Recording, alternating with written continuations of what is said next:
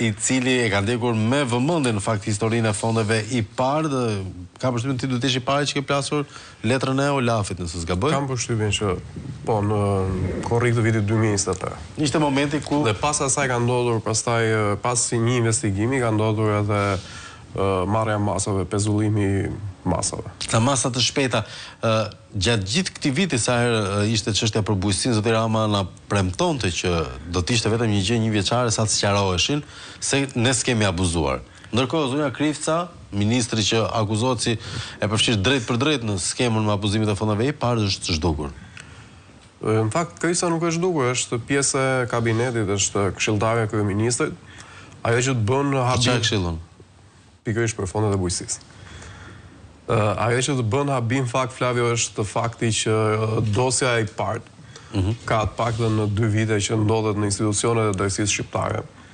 Dhe deri tani nuk kemi asnjë themi lëvizje publike nga këto institucione.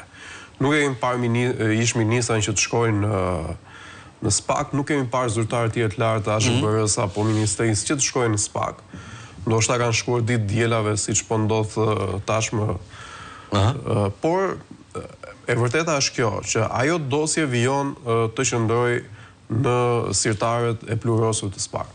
Dhe për këtë ndjek e qartë sepse është një nga dosjet unë e kam thënë shpesh më të në gjuhë popullore më të kopsitura, për sa I përket fakteve, dokumentave, provave, sepse ka ardhur direkt nga Olaf, ka ardhur e përgatitur, ka ardhur gati dhe Olafu ka thënë institucioneve shqiptare vetëm zbatoni ligjet tuaja tashmë për të vëndrejtësisë, sepse janë miliona e miliona euro të abuzuar, janë miliona euro të cilat do duhet të ishin kthyer pas tashmë nga njerëz nga palë të treta që kanë qenë përfitues fundor të këtyre fondeve, por siç ka treguar historia, një pjesë e këtyre qytetarëve që I kanë përfituar këto fonde në fakt nuk I kanë çuar në xhepin e tyre, por I kanë rishpërndar përsëri për zyrtarë dhe ish zyrtarë, dhe kjo është fatkeqësia e madhe dhe unë nuk besoj pavarësisht se ka tentativa, pavarësisht fjalëve që hidhen media që në 2026 pra do ritentohet për të marrë I parë treshin, unë nuk besoj premtimi I ri për 2026. Nuk besoj sepse Olaf në një komunikim që kanë pasur disa kohë më parë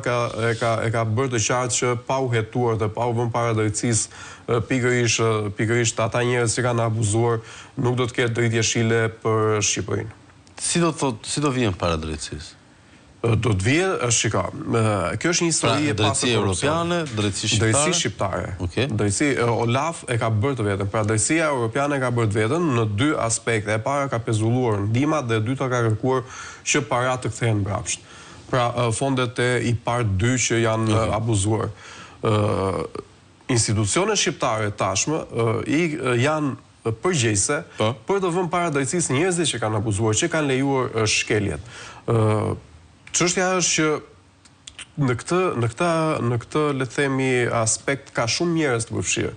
Unë e kam thënë edhe herë tjera këtu në studion tuaj që edhe inceneratori ka marrë fonde I parë. Edhe inceneratori, pra do bëhesh një serë që s'u bë kurrë rreth 300.000 euro të inceneratori, kemi emra të përfolur të botës krijimit të cilët kanë marrë fonde, kanë ndërtuar kapanone, kanë ndërtuar sera, kanë ndërtuar platancione apo agroturizme, kemi njerëz zyrtar të lartë politik që nga deputet dhe ish deputet mazhorancës aktuale nga kryetar dhe ish kryetar bashkie, e tjerë pra njerëz që kanë përfituar pafund para. Kemi mos përputhje të pasqyrave, bilanceve financiare, pra të kostove reale të ndërtimit me paratë e përfituara. Pra, kjo është një skem e mirëfillt korruptive, është një skem e cila unë e thash është zbardhur totalisht nga Olaf dhe duhet patjetër vetëm që institucionet shqiptare të zbatojnë ligjin dhe të çojnë para drejtësisë ata njerëz që kanë abuzuar. Ne kemi gjithashtu